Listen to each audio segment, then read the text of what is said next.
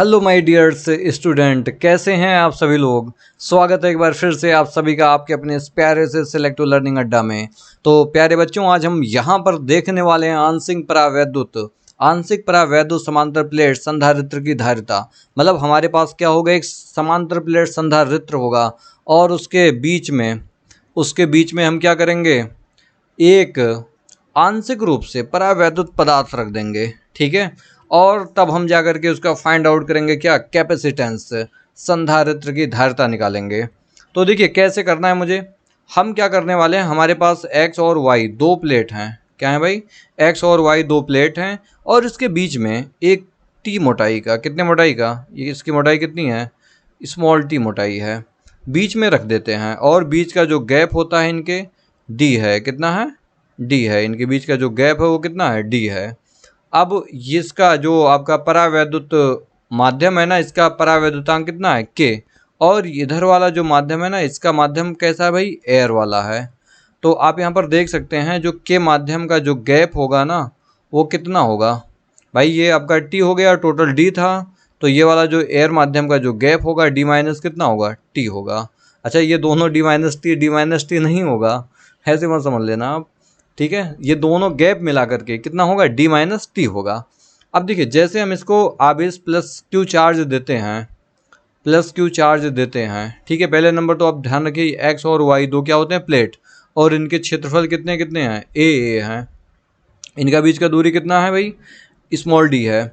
और उनके बीच में एक परावैद्युत माध्यम रखा गया है, उसकी मोटाई कितनी है, टी है, बहुत छोटा सा है, पतला सा है। अब हम क्या करते हैं भाई, एक्स वाले प्लेट को हम क्या करने जा रहे हैं भाई, चार्ज देंगे। कैसा चार्ज देंगे, प्लस क्यू चार्ज देंगे।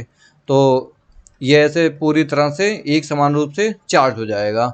अब जो वाई वाला होगा ना, ये देख रहा होगा, ये कह रहा होगा हम कैसे चार्ज हों। तो पृथ्वी कह रही है तू अपने आप हो जाएगा। अपने आप को कहते हैं प्रेरण के कारण आवेशित हुआ है। ये किसके कारण, प्रेरण के कारण वाई पर आवेश आया है। अब देखिए हमें क्या करना भाई, जब चार्ज दोनों पर आ गए हैं तो यहाँ पर इलेक्ट्रिक फील्ड भी जनरेट होगा। इलेक्ट्रिक फील्ड क्या होगी, जनरेट होगी। ठीक है, और आप जानते हैं यहाँ से इलेक्ट्रिक फील्ड निकलेगा, क्या निकलेगा, इलेक्ट्रिक फील्ड धन आवेश से ऋण आवेश की ओर। अच्छा देखो, वायु माध्यम में आपका E1 होगा और परावैद्युत माध्यम में कितना होगा, वैद्युत क्षेत्र E2 होगा। अब दोनों का मान लिखना है भाई। अब दोनों का मान लिखने के लिए आपको सबसे पहले नंबर तो घनत्व के बारे में पता होना चाहिए। अगर मैं बात करूं घनत्व की, है ना, तो जो घनत्व होगा वो आप अच्छी तरह से जानते हैं, क्या होता है, Q/A होता है। अगर मैं बात करूं वायु माध्यम में, किस माध्यम में, वायु माध्यम में वैद्युत क्षेत्र की तीव्रता, वायु माध्यम में वैद्युत क्षेत्र की तीव्रता, वायु माध्यम में वैद्युत क्षेत्र की तीव्रता, वैद्युत क्षेत्र की तीव्रता कितना होगा भाई आपका, तो आपका ये होगा E1 बराबर कितना होता है, सिग्मा अपान एप्सिलॉन नॉट होता है। और सिग्मा की वैल्यू यहाँ पे अगर रख दी जाए तो Q अपान कितना आ जाएगा, बोलो बोलो, एप्सिलॉन नॉट A आएगा। अब यही बात है ना, अगर हम बात करें के माध्यम में, है ना, के परावैद्युतांक में बात करें, ठीक है, इसका मान कितना आएगा, तो यहाँ पर लिख सकते हैं प्लेटों के बीच परावैद्युत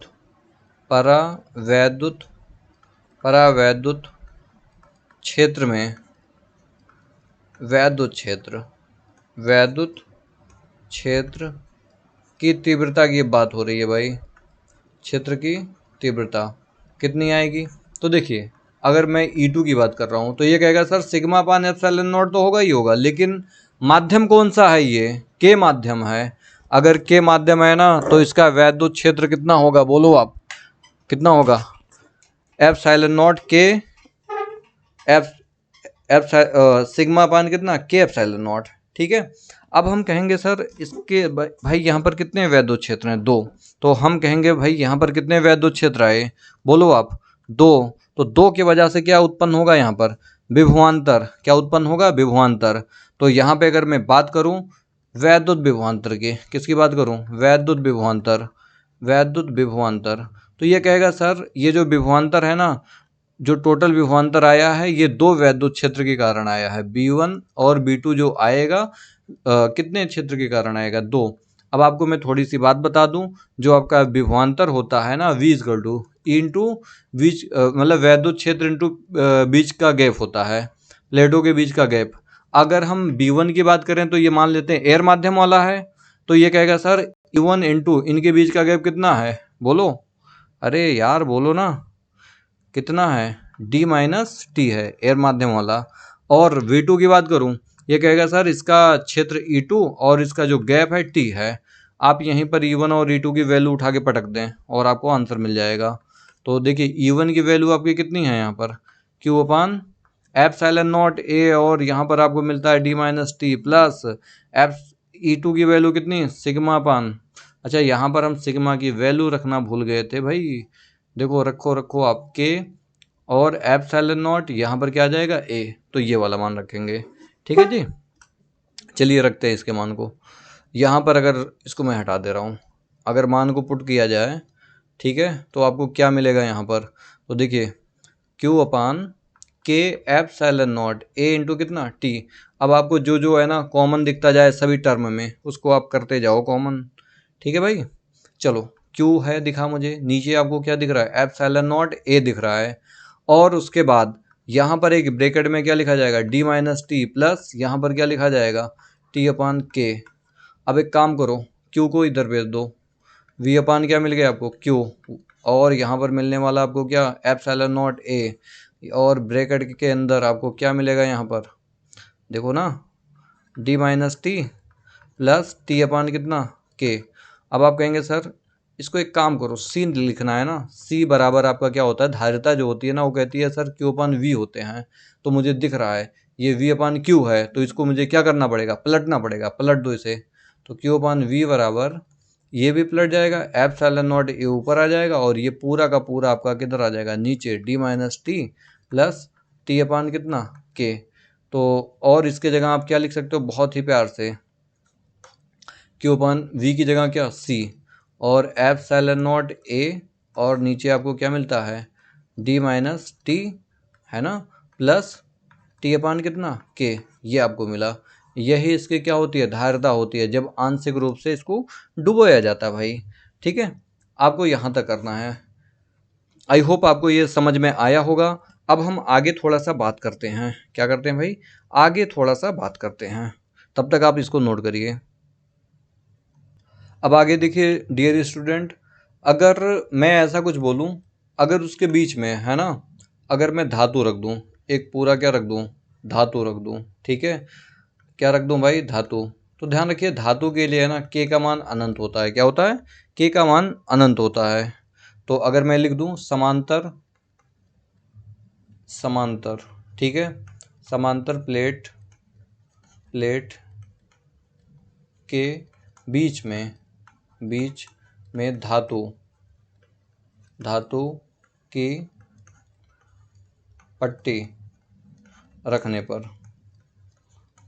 पर अब आप क्या करेंगे भाई, के की वैल्यू क्या होती है, अनंत होती है, रख दें इसी में उठा के। तो देखिए यहाँ पे हम क्या रखेंगे, अनंत, तो इसकी वैल्यू क्या होगी भाई, 1 अपान अनंत, यानी कि 0 हो जाएगा। तो देखो इसको ऐसे लिख सकते हैं, C equal to epsilon naught A upon D minus T, और आप यहाँ पर ध्यान से देखिए T अपान कितना, एप अनंत, इन्फानाइट, तो आप यहाँ पर देख सकते हैं A अपान कितना, D माइनस आपको क्या मिलता है T, ये आपका आंसर है, ठीक है। तो ऐसे एग्जाम में है ना पूछ लिए जाते हैं 1 नंबर या 2 नंबर में, भाई जब समांतर प्लेट के बीच में एक धातु की पट्टी रख दिया जाए तो उसकी संधारित्र की धारिता का फॉर्मूला क्या होगा, तो आपको यही लिख के आना है, ठीक है। और लास्ट में आपको क्या लिखने देना होता है, फैरेड, ठीक है।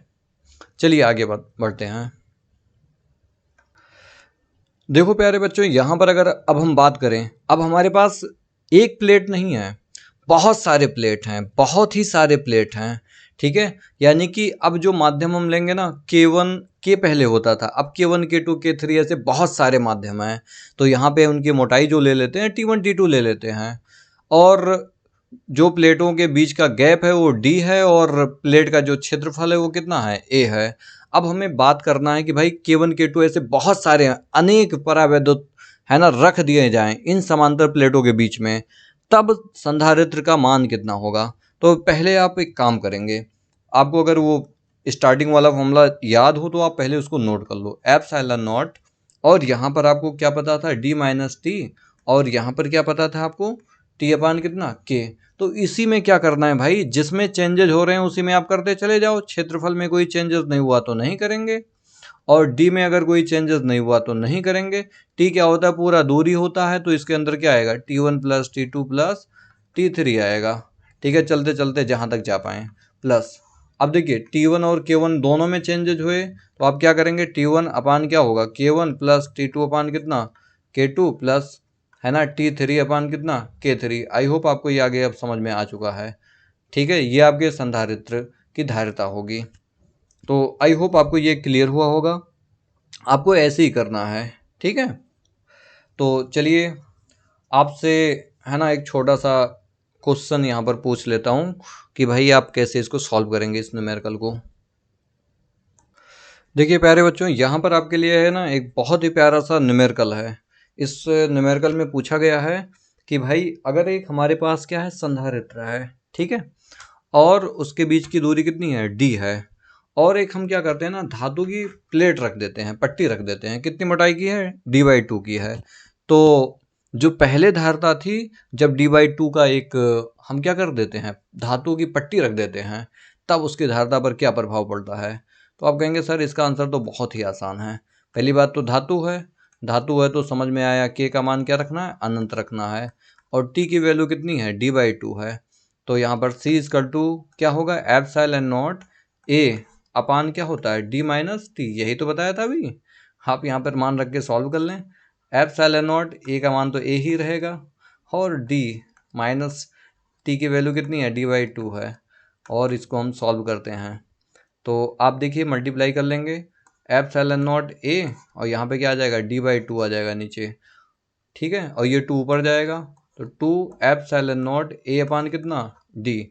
देखिए पहले वाले का कितना हो जाता है, 2 गुना हो जाता है, 2C।